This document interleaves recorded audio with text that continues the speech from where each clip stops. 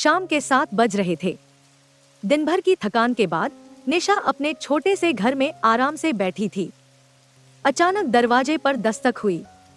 निशा ने दरवाजा खोला तो एक अनजान व्यक्ति खड़ा था। उसका चेहरा अंधेरे में साफ नहीं दिख रहा था, लेकिन उसकी आंखों में एक अजीब सी चमक थी। क्या मैं अंदर आ सकता हूँ? उस व्यक्ति ने धीमे स्वर में पूछा। निशा थोड़ी घबराई, लेकिन फिर उसने सिर हिलाकर उसे अंदर बुला लिया। मुझे आपकी मदद चाहिए, व्यक्ति ने कहा। मेरा नाम अर्जुन है और मैं एक गुमशुदा चीज की तलाश में हूँ। क्या चीज? निशा ने पूछा। एक पुरानी डायरी, अर्जुन ने जवाब दिया। ये डायरी मेरी दादी की थी और इसमें हमारे परिवार के कई गहरे रहस्य छिपे हैं। मुझे पता चला है कि ये डायरी किसी ने आपके घर में छिपा दी है। निशा को विश्वास नहीं हो रहा था। उसने कभी किसी पुरानी डायरी के बारे में नहीं सुना था, लेकिन अर्जुन की आंखों में सच्चाई थी। मैं आपकी मदद करूंगी, निशा ने कहा, लेकिन हमें जल्द ही ढूंढना होगा क्योंकि रात गहराती जा रही है।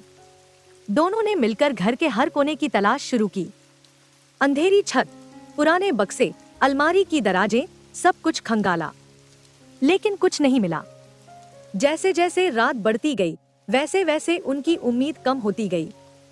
आखिरकार निशा को अपने दादी के पुराने कमरे की याद आई, जो अब एक स्टोर रूम बन चुका था। वहां देखना बाकी है, उसने कहा। अर्जुन ने सहमति में सिर हिलाया। स्टोर रूम में दाखिल होते ही दोनों ने वहां रखे पुराने सामानों को देखने लगे। कुछ देर की तलाश के बाद निशा को एक पुरानी धूल भरी लकड़ी की पेटी मिली। उसने पेटी खोली तो उसमें एक पुरानी लाल रंग की डायरी रखी हुई थी। ये रही, निशा ने खुशी से कहा। अर्जुन ने डायरी को धीरे धीरे खोला। उसके चेहरे पर संतोष का भाव था। ये मेरे परिवार के कई अनकहे राज बताएगी, उसने कहा। धन्यवाद निशा, आपकी मदद के बिना मैं इसे कभी नहीं ढूंढ पाता। निशा ने हल्की मुस्कान के साथ सिर हिलाया।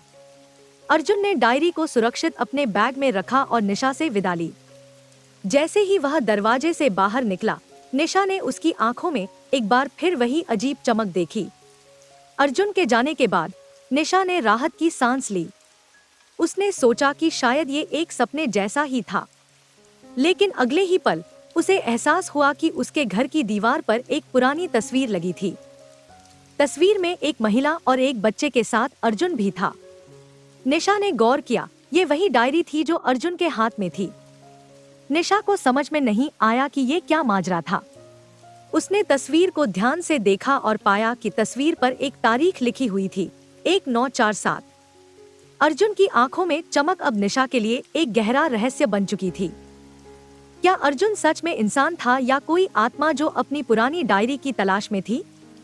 इस सवाल का जवाब निशा को कभी नहीं मिला, लेकिन उस रात के बाद से निशा के जीवन में कुछ भी पहले जैसा नहीं रहा। उस डायरी की तलाश ने उसके जीवन को हमेशा के लिए बदल दिया। दोस्तों, आपको हमारी आज की ये कहानी कैसे लगी, हमें कमेंट करके जरूर बताएं। अगर कहानी अच्छी लगी तो वीडियो को लाइक करें और अपने दोस्तों के साथ भी शेयर करें।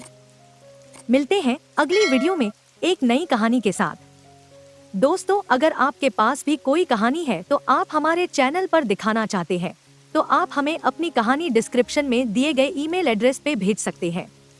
धन्यवाद।